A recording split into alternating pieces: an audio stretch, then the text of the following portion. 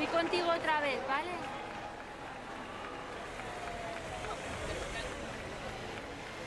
El Papa que se acerca ya a la puerta del Congreso, donde está desplegada esa alfombra roja.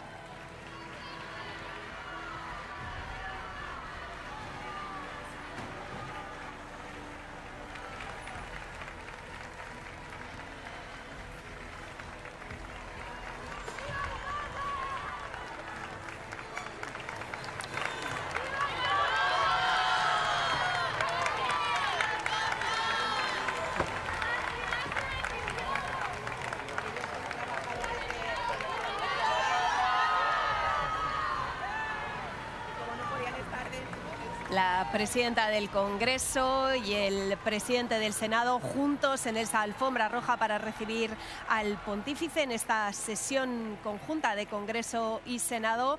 Y la gente, como ven, con los móviles intentando sacar un recuerdo, porque han estado muy cerca, son algunos de los privilegiados que han podido estar justo en la puerta. Momento ya para saludar al resto de autoridades, al presidente del Gobierno, el presidente del Tribunal Constitucional, Cándido Conde Pumpido, y la presidenta del Supremo y del CGPJ, Isabel Perelló, que juntos van a acompañar al pontífice al interior del hemiciclo. Antes sonarán los himnos de la Ciudad del Vaticano y el himno de España, interpretados por la Banda Sinfónica de Música de la Policía Nacional. Son los honores con los que van a recibir al pontífice aquí en las Cortes.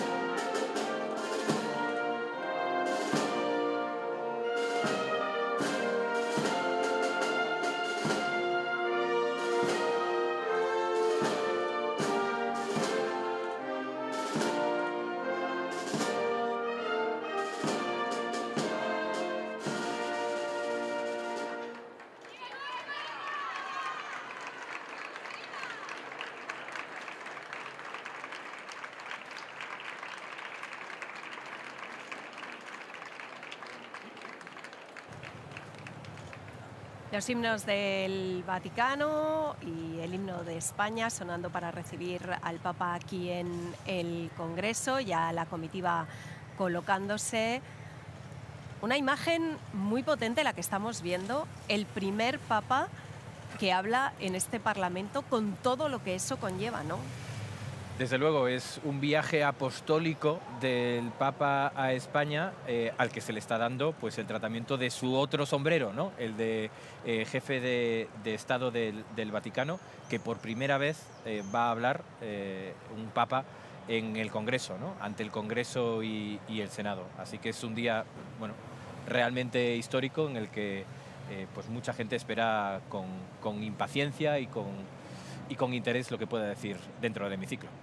La comitiva entra ya, se va a dirigir al Salón de los Pasos Perdidos, precedidos por los maceros a los que estamos viendo. Van a acceder al Salón de los Pasos Perdidos, donde el Papa va a saludar a las mesas de Congreso y Senado, también a Núñez Feijóo como jefe del partido mayoritario de la oposición, y también a los portavoces de los grupos parlamentarios de ambas cámaras, los que han querido estar. Paloma, porque efectivamente, como nos decía Macarena, hay algunas ausencias. Sí, yo creo que las ausencias además eran bastante conocidas. Podemos, ya lo sabéis, dijo desde el primer momento que no quería asistir, y también lo ha confirmado hoy el BNG. Es verdad que en otros actos hemos visto ausencias más extendidas. O sea, yo también, por ponerlo todo en su sitio, quiero decir que los socios del gobierno, sobre todo los partidos nacionalistas independentistas, han practicado plantones institucionales bastante más a menudo. Creo que hoy en realidad la Cámara, salvo esas ausencias, que además son poquitos diputados porque no son grupos parlamentarios grandes, pues sí que va a tener muchísima asistencia. Y además me consta que portavoces parlamentarios de las distintas sensibilidades reconocían la ilusión que les hacía estar en un día como hoy. Efectivamente es sin duda, yo creo, que la parte más política, la dimensión más política de esta visita. Y antes de ese esperado discurso, que es muy poco habitual en nuestras Cortes Generales por primera vez, pero recuerdo también el interés que suscitó la intervención del Papa Francisco en el Congreso de los Estados Unidos. Claro. No es habitual que un Papa intervenga en un parlamento. Entonces, bueno, y estos saludos previos, efectivamente, primero el recibimiento en Florida Blanca y ahora en Pasos Perdidos, pues yo creo que le reviste de una solemnidad, y ya yo pienso que todos con muchas ganas de escuchar las palabras que dirija el pontífice, ¿no? Saludos a Núñez Feijóo, como decimos, como jefe del partido mayoritario de la oposición. Vemos ahí también saludando a Pachi López, a Santiago Abascal. El representante también de Esquerra. Y como decía Paloma, Cristina, es verdad que algunos grupos que en otras ocasiones han dado plantón en otros momentos importantes aquí en el Congreso, quizá también se pueden acoger a esa parte más social del viaje del Papa a España, ¿no? Bueno, que la hay, y que empezó de hecho siendo una parte social del viaje, porque no olvidemos que la primera parada que hizo después de la visita a las autoridades y a la familia real fue el barrio de Lucero. ¿En qué momento el barrio de Lucero se hubiera imaginado que un pontífice se iba a trasladar hasta allí, ¿no? A un lugar que además nos comentaban que es muy similar al lugar donde él nació en Estados Unidos, en Chicago, un barrio de entrevías, ¿no? Pues él evidentemente comenzó por ese evangelio de los pobres y terminará en ese evangelio de los descartados en Tenerife, ¿no? Evidentemente es un nuclear esa parte de la visita de un papa, porque no es solo que un papa vaya a un país, sino qué agenda escoge. Y también, hablando un poco, recogiendo lo que decía Paloma de las ausencias, a mí me gustaría destacar las presencias, porque al final el papa va al Congreso, pero es que el Congreso quiere que vaya el papa, ¿no? Es una cosa que va en doble sentido, ¿no? Están abriendo las puertas, los oídos a un mensaje de un jefe de Estado, pero también de un líder religioso con unos valores muy concretos y que sabemos que va a exponer, y todo el mundo está dispuesto a la escucha. El momento en el que el Papa le presenta a los presidentes del Congreso y Senado, a su delegación, a la delegación que acompaña al Papa en este viaje, es la segunda parte del saludo. Ha llamado la atención ese saludo tan efusivo que le ha hecho Míriam Nogueras, la portavoz de Junts. Ha estado un rato charlando con el Papa, le ha tenido ahí un momento retenido, ¿no? Ha sido muy largo, ¿no? Es decir, todos estos, bueno, ha sido unos segundos más largos que el resto. Más largo que el resto, en todo caso. Se suele, ¿no?, limitar pues a un apretón de manos, a un comentario muy breve, y no sabemos qué le ha dicho Míriam Nogueras, recordemos, portavoz de Junts per Catalunya. El Papa continúa su visita a España a partir de mañana martes, con ese momento trascendental en la Sagrada Familia, y pues la portavoz de Sumar le ha dado algo, parece que es un libro, un obsequio que rápidamente el Papa ha dado a uno de sus colaboradores, y Míriam Nogueras ha pasado varios segundos diciéndole algo al Papa que tenemos mucho interés en saber. Saber qué ha dicho. El Papa ha firmado firmando ahora en el libro de honor del Congreso. Seguro que en unos minutos sabemos qué está poniendo, porque estamos viendo durante todo el viaje cómo son sus dedicatorias en los libros de honor, en los las distintas paradas que ha tenido en el viaje. Apuntaba Daniel que efectivamente el Papa va mañana a Barcelona. Apuntabas el acto que va a tener en la Sagrada Familia, que desde luego va a tener un peso y una representación muy importante, pero hay que tener en cuenta que va también a Montserrat, a la abadía de Montserrat, que es para los catalanes mucho más que el corazón espiritual de Cataluña, ¿no? Tiene también una connotación muy política. Será importante ver un poco qué presencia, qué discurso hace el Papa allí en la abadía de Montserrat. De momento, el Papa firmando en ese libro de honor del Congreso, flanqueado por los presidentes del Congreso y el Senado. Destacable también la ausencia. No hay que olvidar que esta visita llega en un momento complicado para el Gobierno, la ausencia de José Luis Rodríguez Zapatero, que debía estar aquí en el Congreso. Enseguida lo comentamos, pero vamos a mostrarles ese momento. No sé si se puede escuchar algo de lo que le dice Francina Armengol.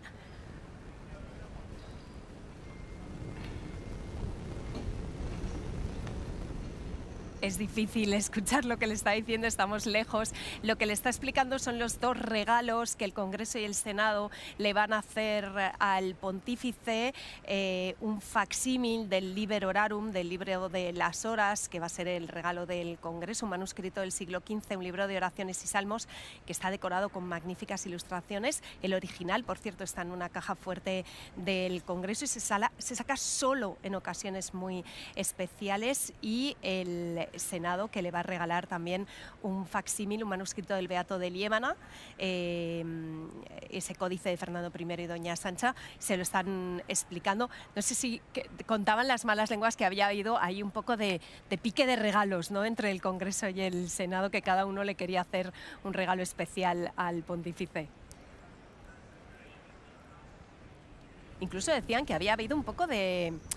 a ver a dónde iba, ¿no? Si al Congreso o al Senado. A ver, que era un poco, en fin, bueno, era evidente que tenía que venir aquí, ¿no? Pero, bueno, se pensó un poco si podía ir al Senado, ¿no? Sí, sí, hasta donde yo sé, de hecho, el Senado intentó hacer una propuesta formal al Congreso de los Diputados. Es verdad que España tiene un sistema bicameral en el que el Congreso tiene un peso muy superior, y es verdad que esos piques, por llamarlo de alguna manera, Alejandra, que sí que los hemos visto en algunos otros momentos, pues no tengamos ninguna duda de que en esta visita también se han producido, ¿no?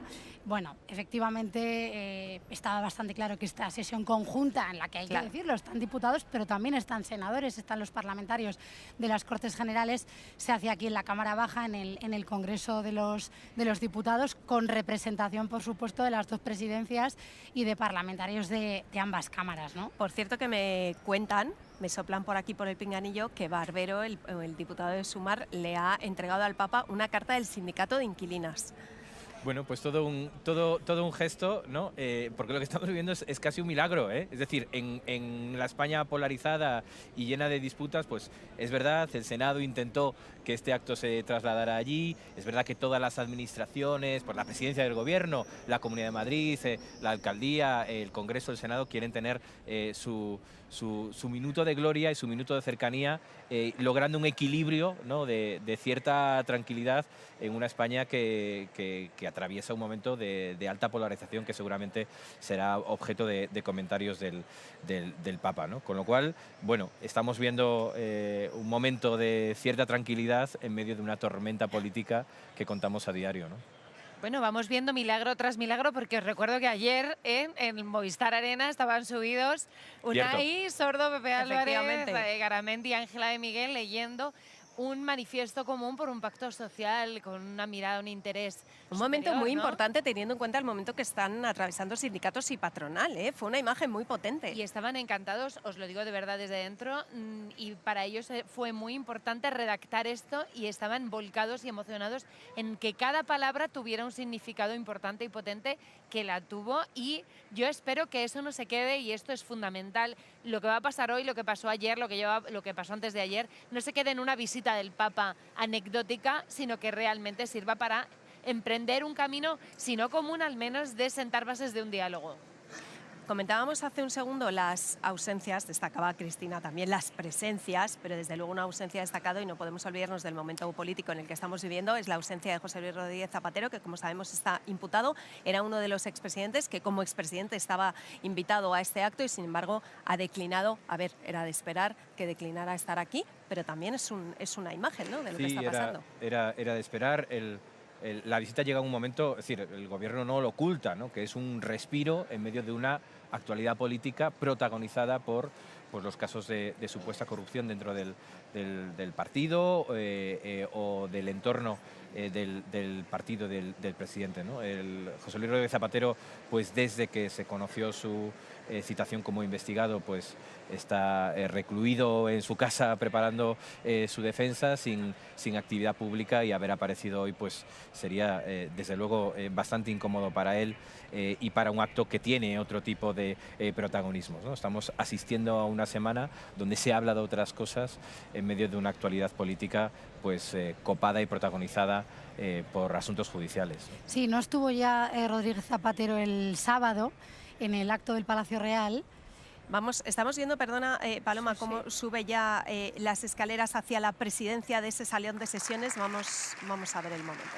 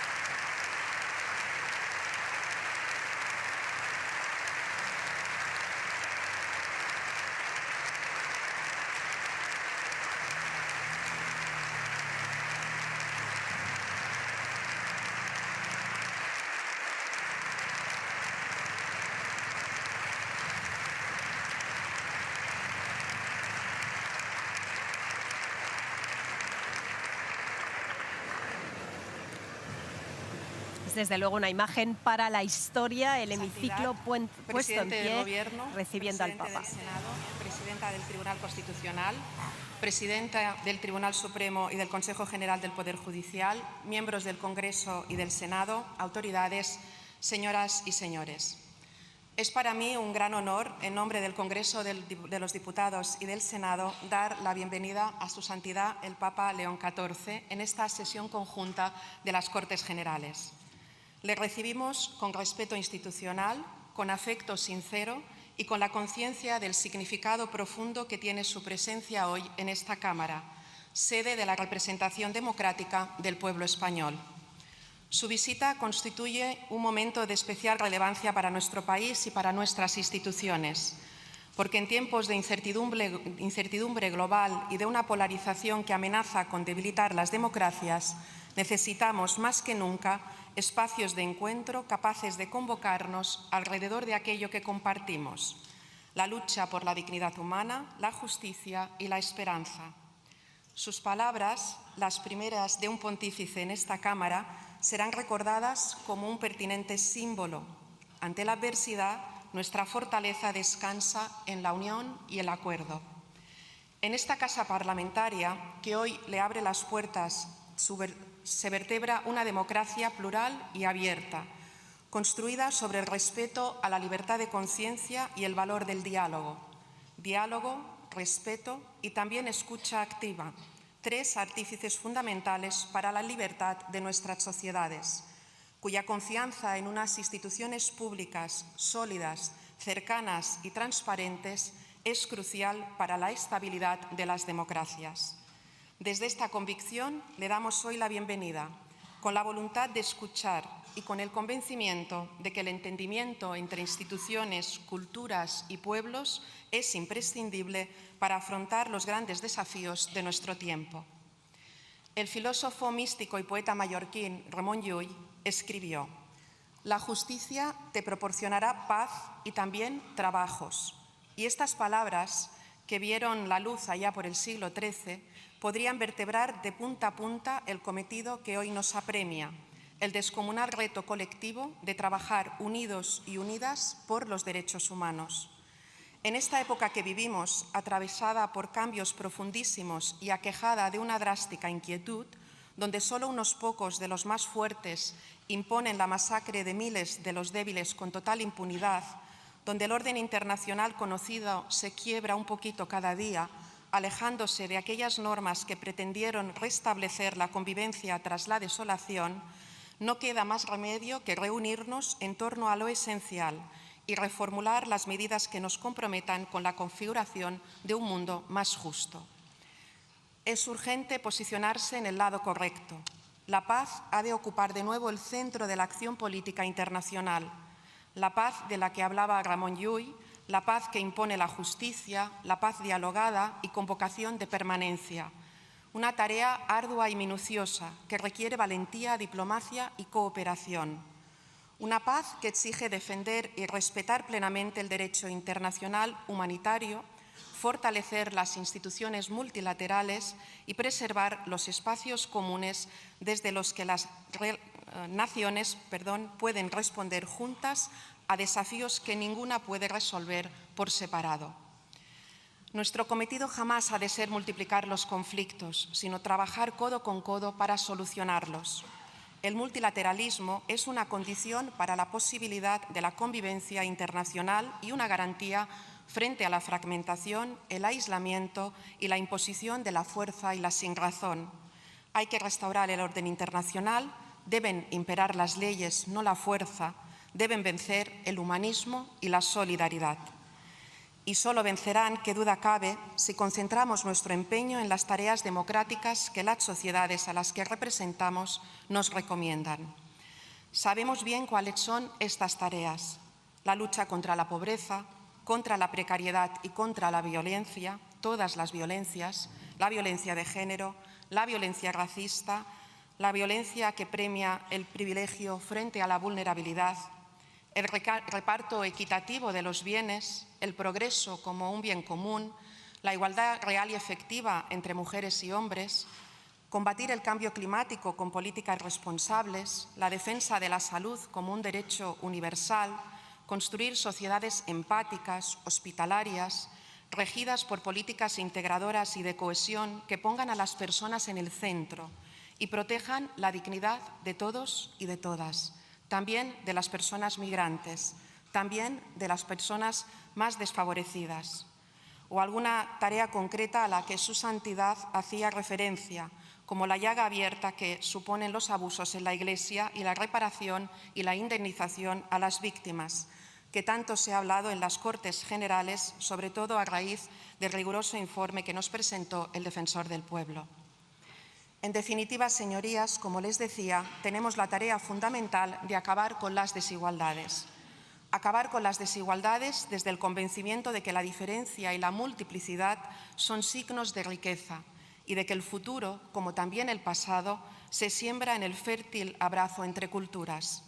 Porque la sociedad a la que debemos aspirar es aquella que reconoce, tal y como su santidad ha escrito en la encíclica Magnificat Humanitas, que en la pluralidad de voces y visiones que a veces recuerda la dispersión de las lenguas, existe, sin embargo, una posibilidad luminosa, la de edificar juntos, transformando la diversidad en un recurso y haciendo de la escucha y del diálogo el terreno común en el cual hacer crecer la justicia y la fraternidad. Identificarse con las palabras de su santidad es una obligación ética de cualquier Estado democrático, como lo es, indudablemente, coincidir con la profunda reflexión que da motivo a esa primera encíclica, que la tecnología ha de estar al servicio de la humanidad. Los avances científicos han generado progreso desde tiempos inmemoriales, pero el desafío en el que nos encontramos ahora mismo, frente a la desorbitada e impredecible revolución de la inteligencia artificial, resulta un escenario enormemente disruptor. Es necesario, por tanto, construir formas de cooperación, delimitar las maneras de actuación bajo unos supuestos solidarios, empáticos y responsables, que garanticen un acceso igualitario, que la razón de ser de esta poderosísima herramienta sea la búsqueda de la dignidad de todas las personas y el bien de los pueblos, no el enriquecimiento de unos pocos, no la encarnizada lucha de poder a la que ahora asistimos, porque de otra manera el progreso estará efectivamente doblegado a las lógicas del poder. Permítanme señalar que España ya ocupa un decisivo papel en esta senda y hace apenas unos meses tuvo lugar aquí, en el Congreso de los Diputados, la primera reunión del Panel Científico Internacional de la Inteligencia Artificial de la ONU, un organismo creado para fomentar un uso seguro y ético de la inteligencia artificial a escala mundial. Es nuestro cometido, está en nuestras manos. Debemos reorientar la economía hacia la dignidad y la tecnología hacia la igualdad, la estabilidad y la inclusión. Impongamos de una vez nuestras políticas humanitarias y responsables, porque ninguna innovación será verdaderamente valiosa si erosiona aquello que nos define como sociedades libres y democráticas. Señorías, nuestra tarea institucional consiste en escuchar nuestro tiempo, responder a sus desafíos y proteger los valores que sostienen nuestra convivencia.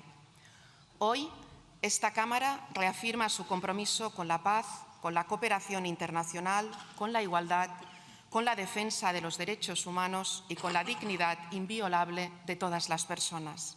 Hoy, recibiendo a su santidad con respeto y con gratitud, nos aliamos en una responsabilidad compartida, una que allane el necesario camino hacia la esperanza. Hoy afianzamos nuestra confianza en el mañana, en la posibilidad de un mundo mejor y, por supuesto, en el ser humano. Creemos, sí, como escribió la poeta Ángela Figuera Aymeric, en el ser humano, porque se acuesta y duerme bajo el rayo, y ama y engendra al borde de la muerte, y alza a su hijo sobre los escombros, y cada noche espera que amanezca. Su Santidad, muchísimas gracias por acompañarnos en esta sede de la soberanía popular. Sea bienvenido a las Cortes Generales de España.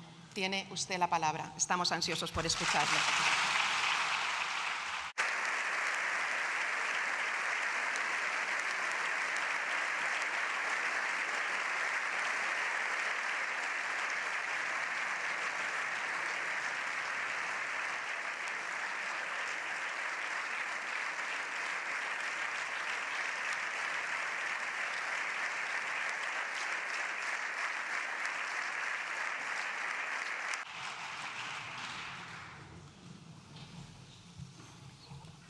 Presidente del Gobierno, Presidente del Congreso de los Diputados, Presidente del Senado, Presidente del Tribunal Constitucional, Presidente del Tribunal Supremo del Consejo General del Poder Judicial, miembros del Congreso, de los Diputados y del Senado, señoras y señores. Agradezco a la señora Presidenta sus amables palabras, así como la invitación que la Sede Apostólica ha recibido con ocasión de mi viaje a este país, así como la deferencia de acogerme en este histórico Palacio del Congreso de los Diputados, ámbito eminente de la vida institucional, jurídica y democrática del Reino de España. Vengo ante todos ustedes como obispo de Roma y pastor de la Iglesia Católica, consciente de que la misión confiada al sucesor del apóstol Pedro como principio y fundamento de unidad de los obispos y de los fieles, coloca a la Santa Sede de modo peculiar en diálogo con los pueblos y con los estados. Mi presencia entre ustedes quiere ser un gesto de cercanía hacia España, en el marco de la mutua cooperación y una palabra ofrecida desde el servicio a la persona humana. La Iglesia camina con la humanidad, comparte sus esperanzas y sus heridas, escucha los interrogantes de cada época y se deja interpelar por todo lo que concierne a la existencia de los hombres y las mujeres de hoy. Por eso, cuando se dirige a la vida pública, lo hace respetando la misión propia de las instituciones y la legítima responsabilidad de quienes han recibido el mandato de legislar. Reconoce la autonomía de las realidades terrenas y la distinción entre comunidad eclesial y comunidad política. Y precisamente desde esa conciencia aporta una reflexión nacida del deseo de servir al bien común y de recordar aquello que hace verdaderamente humana la convivencia. En este hemiciclo se da forma jurídica a la convivencia social. Aquí las diferencias se escuchan, se ordenan y cuando es posible se convierten en decisión compartida. Por eso, más allá de la legítima diversidad de posiciones, toda tarea legislativa acaba encontrándose con una pregunta decisiva. ¿Qué concepción de la persona humana inspira las leyes y qué tipo de sociedad construye esas leyes? Ante esta cuestión, España posee una memoria particularmente rica. Su identidad geográfica y política se ha ido entretejiendo con una historia en la que la fe y la razón, el arte y el derecho, la tradición y el pensamiento han sabido encontrarse fecundamente en sus catedrales y universidades, en su literatura inmortal, en sus instituciones jurídicas y en el ánimo mismo de su pueblo permanece viva una herencia que ha dado forma a un modo de vivir la libertad, practicar la justicia y ordenar la vida común. Desde las páginas universales del Quijote, donde Cervantes proclamó que la libertad es uno de los más preciosos dones que a los hombres dieron los cielos, hasta la hondura espiritual de Santa Teresa de Ávila, y desde la gran tradición jurídica española hasta la inquietud metafísica de Unamuno, que recordaba que el hombre no se resigna a morir del todo, España ha sabido mirar al ser humano como algo más que una pieza del orden social, económico, político. Lo ha reconocido como criatura abierta a la verdad, dotada de libertad y movida por una sed de eternidad que ninguna realidad temporal logre extinguir. En una palabra, como alguien cuya dignidad precede a toda utilidad y a cuyo servicio está sujeta la acción legislativa. Por eso, al hablar hoy de la persona humana, esta memoria conduce naturalmente a Salamanca y al pensamiento que allí maduró. La presencia simbólica en esta sala de los reyes Isabel y Fernando remite a aquel momento en que España quedó situada ante responsabilidades históricas de alcance universal. Pocos años después, Salamanca habría de asumir con singular lucidez la reflexión moral y jurídica que ese escenario reclamaba. En aquella sede universitaria, hace 500 años, cuando se abrían mundos nuevos y posibilidades inmensas en las relaciones entre los pueblos, algunos maestros comprendieron que la razón no podía ser invocada para revestir de legitimidad cuanto la fuerza o el interés presentaban como conveniente. Introdujeron así en el discernimiento histórico la pregunta por el valor irreductible de todo ser humano y los límites morales del poder. Hay que reconocer que la sociedad y la misma Iglesia no siempre estuvieron a la altura de las intuiciones que encontraban eco en su propia tradición cristiana. Sin embargo, aquel interrogante abrió un horizonte intelectual y moral que desbordó su propio momento histórico. La intuición del totus orbis, de una comunidad humana más amplia que cualquier poder particular, permitía afirmar la existencia de vínculos jurídicos y morales entre los pueblos. Desde España, la reflexión de la Escuela de Salamanca y de manera particular Fray Francisco de Vitoria, junto con otros dominicos jesuitas, contribuyó a formar una conciencia jurídica y moral capaz de recordar que la autoridad lleva siempre consigo una responsabilidad y que todo ser humano debe ser reconocido como sujeto de derechos y deberes.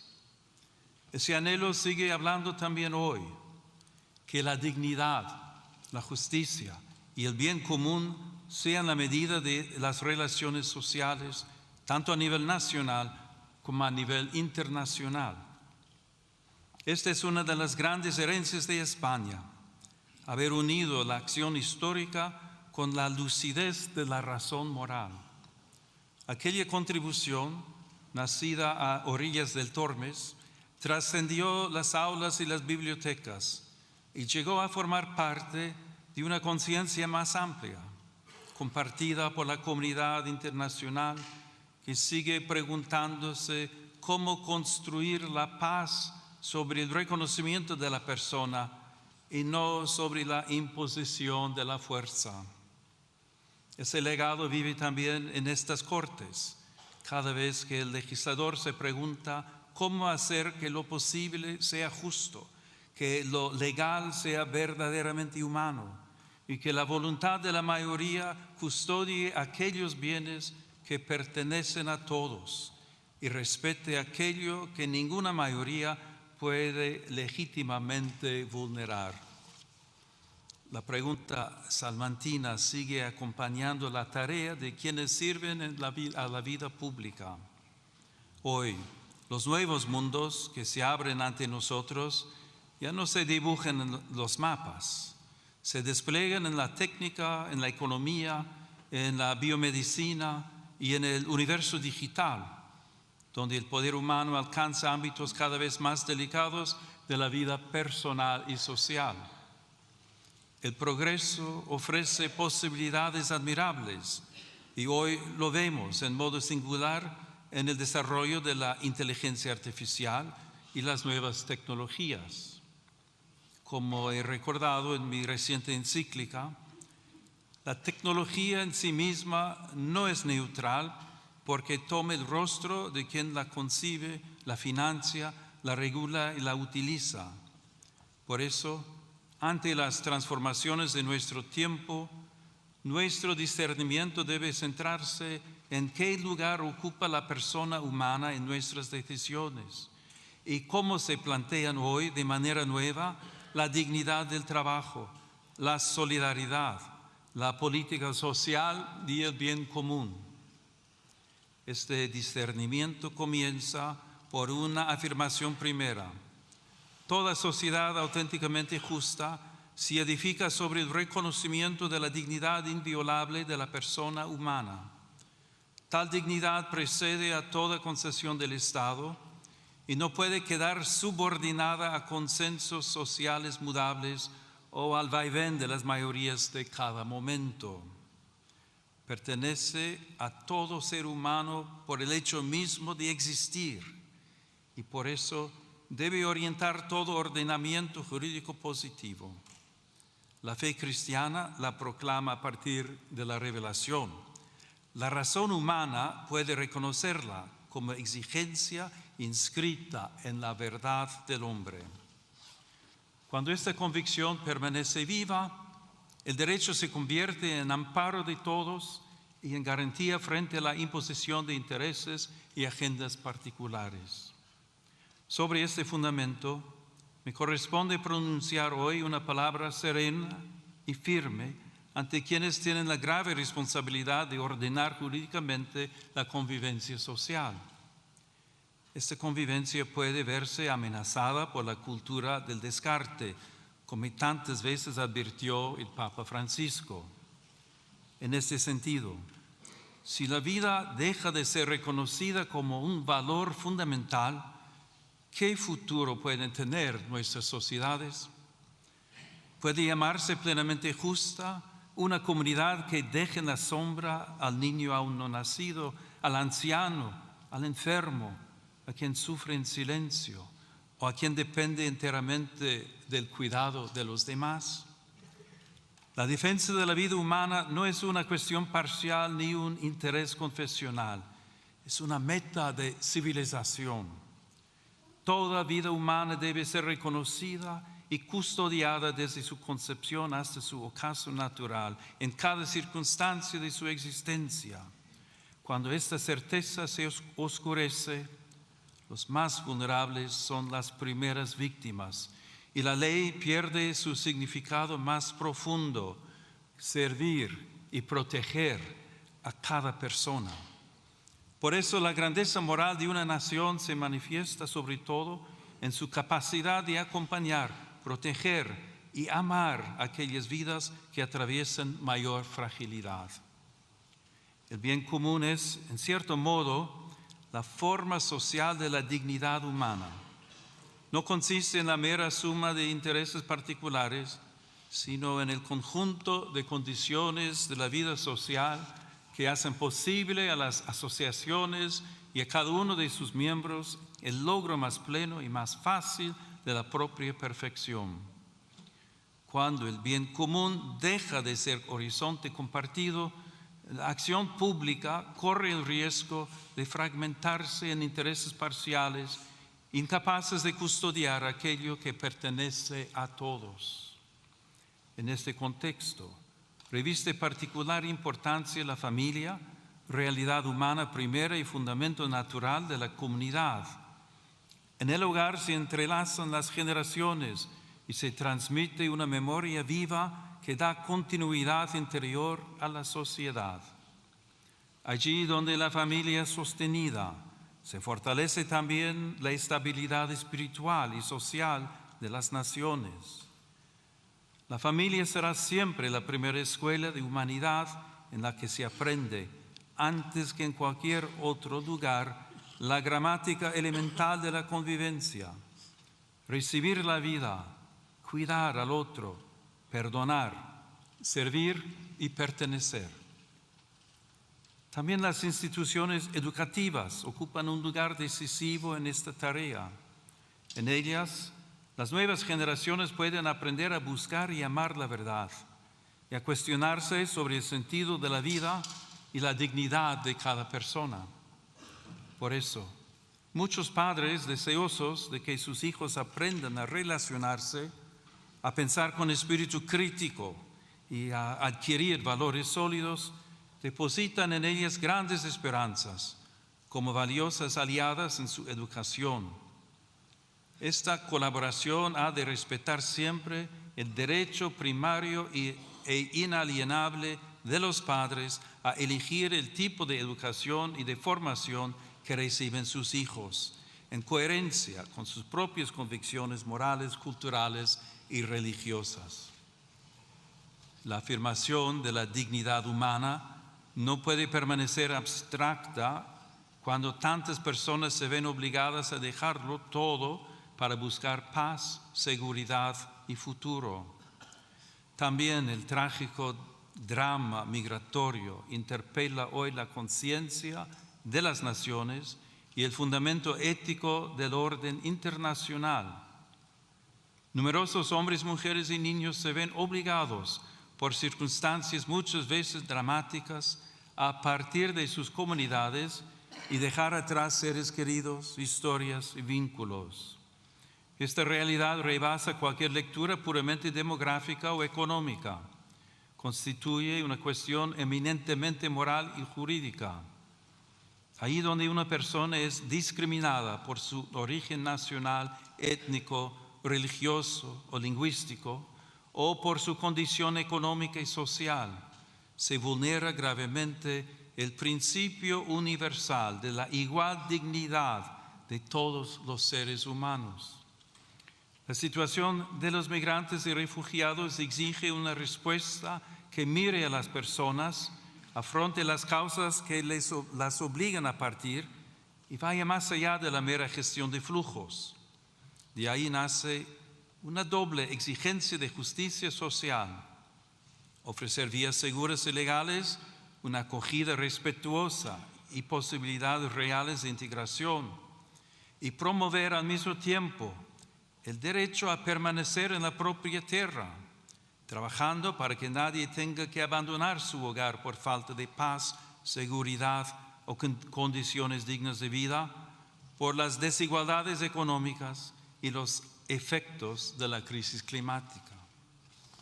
En los últimos años, las rutas cada vez más peligrosas han evidenciado el altísimo coste de esta realidad, tantas veces escondida o ignorada.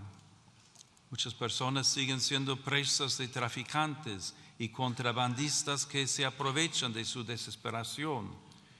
Es necesario fortalecer la prevención, el rescate y la asistencia a las víctimas, especialmente en el marco de una cooperación regional y multilateral.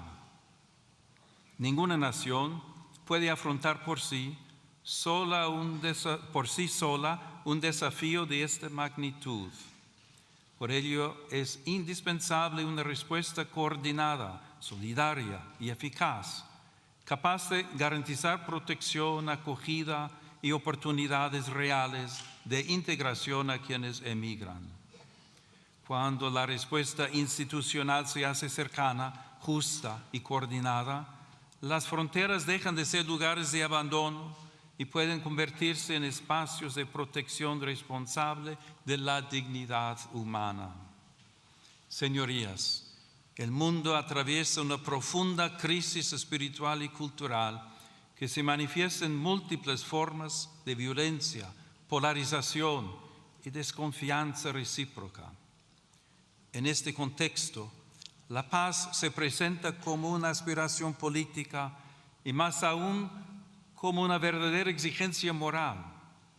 Reclama una palabra pública que respete a quien piensa distinto, instituciones puestas al servicio del encuentro, una memoria histórica que busque la verdad y la reconciliación y una vida social capaz de sostener la amistad cívica y el respeto mutuo en medio de la discrepancia.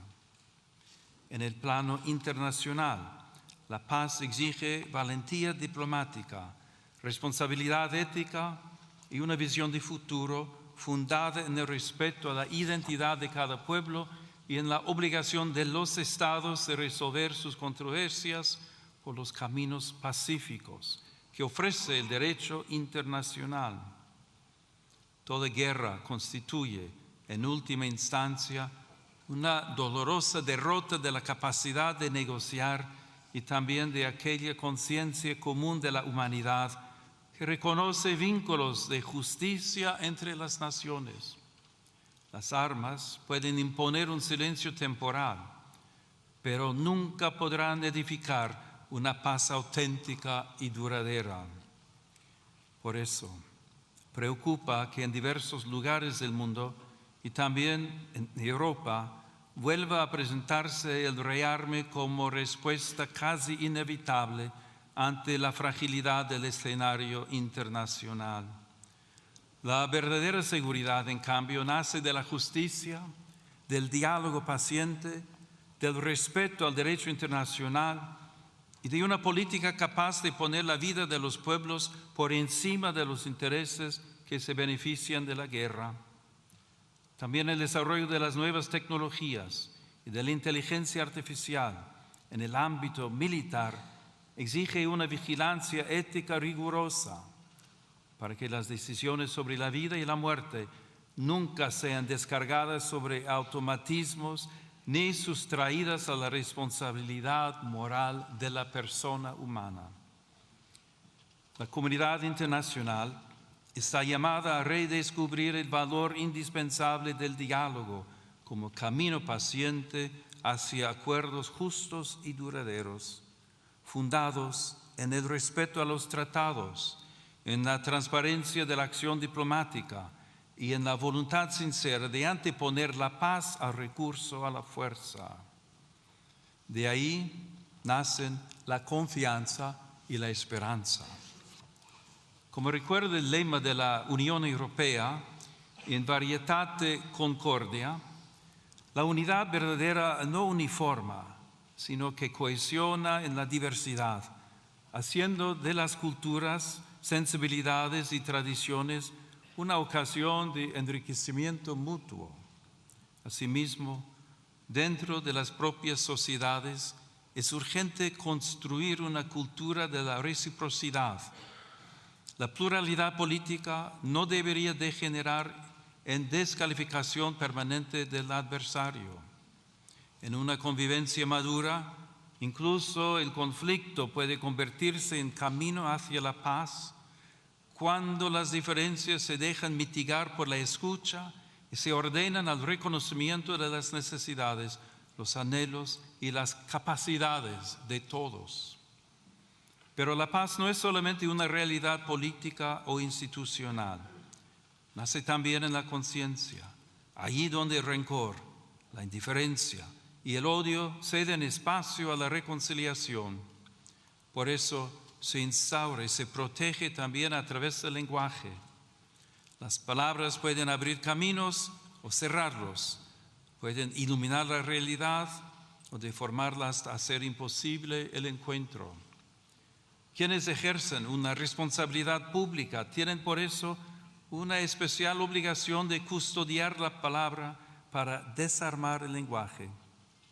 La firmeza no exige desprecio, la discrepancia no conlleva humillación. De este respeto al otro nace también el deber de custodiar el espacio donde maduran sus convicciones, su conciencia y su relación con Dios. La atención a ese ámbito interior permite comprender mejor una cuestión decisiva para toda sociedad verdaderamente democrática: la libertad de pensamiento, de conciencia y de religión, derecho fundamental que tutele el ámbito más íntimo de las personas. La libertad sobre la que se edifica el Estado contemporáneo, si es auténtica, reconoce la dimensión religiosa del ser humano, la respeta y la tutela jurídicamente, y evita que alguien tenga que renunciar a contribuir a la sociedad en la que vive por causa de su fe. Sin confundir el plano jurídico con el moral, conviene recordar también que la libertad necesita una comprensión plena de sí misma. Ser libre no significa únicamente estar libre de coacciones o disponer de muchas posibilidades de elección. Significa poder reconocer el bien y adherirse a él responsablemente. Por eso, toda sociedad efectivamente libre requiere también una justa delimitación del poder público, de modo que la libertad de las personas, de las comunidades y de las asociaciones no sea indebidamente restringida. Desde esta perspectiva, la legítima autonomía del orden temporal jamás debe interpretarse como hostilidad hacia el fenómeno religioso. La fe no pretende imponerse mediante privilegios ni coerciones. Sin embargo, tampoco puede ser relegada al silencio como si fuese irrelevante para la vida pública. En este contexto, el sigilo sacramental de la confesión reviste una importancia especial para la Iglesia Católica. Se inserta en el ámbito más amplio de la libertad religiosa, que garantiza a las comunidades creyentes un espacio propio de vida, organización y disciplina interna. Tutelarlo jurídicamente, como sucede de modo análogo en algunas profesiones, significa preservar un espacio sagrado de libertad interior, donde el creyente puede abrir su alma ante Dios sin temor a presiones externas, como reconocen también las normas internacionales. Señoras y señores, permitan que me detenga un instante en algunas imágenes que adornan esta cámara. En este salón de sesiones, la luz natural entra por el lucernario que corona la sala. Esa luz que viene de lo alto puede recordar que también la política necesita reconocer una medida que la precede y la supera. También las pinturas que evocan en la parte superior del muro principal la recepción del Evangelio y del Decálogo recuerdan algo esencial, sin confundir el orden político con el religioso. Esos signos invitan a reconocer que la libertad moderna ha sido preparada también por una larga educación de la conciencia, profundamente marcada por la tradición cristiana. En esa escuela interior, los pueblos aprendieron que el derecho debe servir al bien, que la justicia pone límites a la fuerza, que el poder necesita legitimidad, que los pobres pertenecen plenamente a la comunidad, que el extranjero debe ser acogido conforme a su dignidad y que la vida humana jamás puede ser tratada como mercancía. Una ley no alcanza su verdadera grandeza por el mero hecho de haber sido formalmente aprobada. La alcanza cuando, además de ser válida en su forma, puede comparecer ante la dignidad de la persona y salir de ese examen sin avergonzarse. Les invito a alzar, pues, la mirada, no para alejarse de la realidad, sino para recordar que toda decisión de las autoridades públicas toca personas de carne y hueso, especialmente a quienes tienen menos fuerza para hacerse oír. Porque la altura de miras consiste precisamente en mirar con más hondura aquello que está en juego en cada decisión pública. Por eso, junto a las respuestas técnicas y las reformas legales, hace falta también una renovación moral. España puede ofrecer mucho en este camino. Cuenta con una lengua que une continentes, una tradición cultural, jurídica y espiritual que ha sabido poner en diálogo fe y razón, derecho y conciencia, unidad y pluralidad. Esta experiencia histórica recuerda también el valor de la concordia y del esfuerzo paciente por construir una convivencia pacífica y justa. Que esta noble nación jamás pierda la memoria de sus raíces ni la audacia de mirar al futuro. Que España continúe siendo tierra de encuentro, de cultura, de solidaridad y de esperanza. Y que su vida pública sepa unir siempre la firmeza de las convicciones con la nobleza del diálogo y la grandeza del servicio. Que Dios conceda paz a todas las naciones de la tierra, concordia a las familias y serenidad a las conciencias. Y que sobre el reino de España, marcado por la huella apostólica de Santiago y por la presencia maternal de la Virgen del Pilar, desciendan días de prosperidad, justicia y paz duradera. Muchas gracias.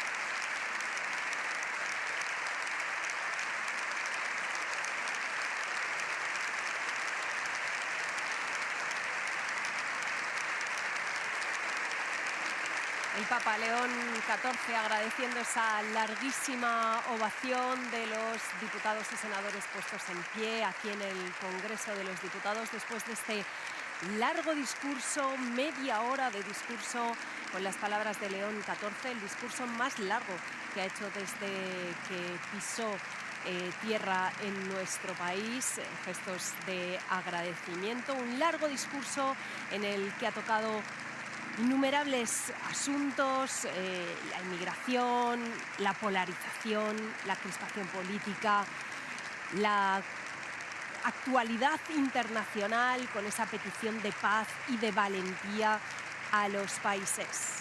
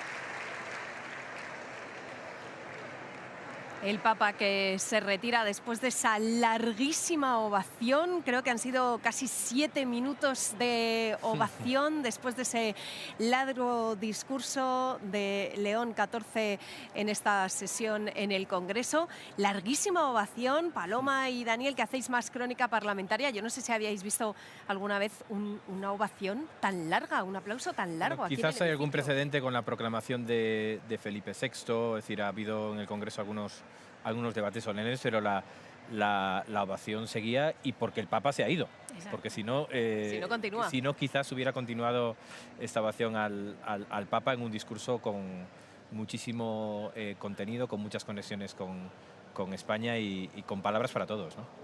Vamos a ver la salida del Papa, acompañado de nuevo por los presidentes del Congreso y del Senado y del presidente del Gobierno.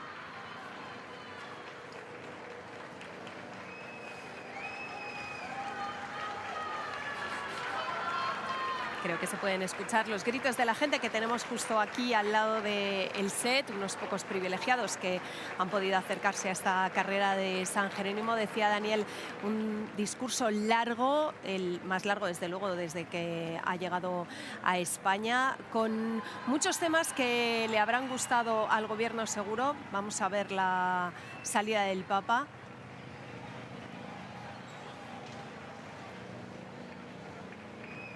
No sé si le están comentando que hay gente en la puerta aquí del Congreso. Están señalando, no sé si se va a acercar andando a saludar a algunos de los fieles que están aquí.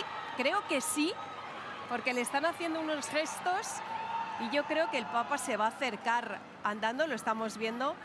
Le ha hecho su secretario, no Cristina, le ha enseñado, sí. Efectivamente le ha dicho, oye, que allá hay mucha gente, por si se quería acercar, ¿no? Que de hecho es lo que estamos viendo durante todo el viaje, ¿no? Sí, sí, no tiene problema, de hecho le gusta. Estamos viendo un Papa que realmente no reconocemos, más suelto, con muchas más ganas de interactuar, se va, ¿no?, ya adaptando a su papel. De hecho, creo que muy cerca de donde están los fieles está nuestra compañera Macarena Bartolomé. Macarena. Sí, justo está saludando ahora. La mayoría de las personas que están aquí, a los que está saludando ahora, son trabajadores del Congreso que han podido acercarse, han podido pasar este perímetro de seguridad y están saludándole. Él está saludando a todos uno por uno, ha querido romper ese protocolo. Nos habían dicho que saldría en coche del patio del Congreso, ha salido caminando, ha cruzado la carrera de San Jerónimo y ahí están saludándoles. Son, como decía, prácticamente todos trabajadores del Congreso a los que les han permitido, con la acreditación, con la credencial del Congreso, entrar a esta zona donde está saludando a todos. Le hemos acompañado de la comisaria del Congreso, todas las medidas de seguridad. Justo está debajo de donde nos encontramos nosotros. Algunos medios de comunicación también. Ya se va para entrar en el coche. Lo que tenía previsto hacer en el patio lo ha hecho al final aquí en la propia carrera de San Jerónimo. Se mete dentro del coche y ahora continúa su camino. Comentabas, Macarena, los dispositivos de seguridad que, como se pueden imaginar, son enormes. Hay un círculo alrededor del Congreso completamente cerrado. Creo que nuestro compañero Eneco Carazo está en los alrededores, siguiendo desde que llegó el Papa ese dispositivo de seguridad que hoy, Eneco, es más importante si cabe.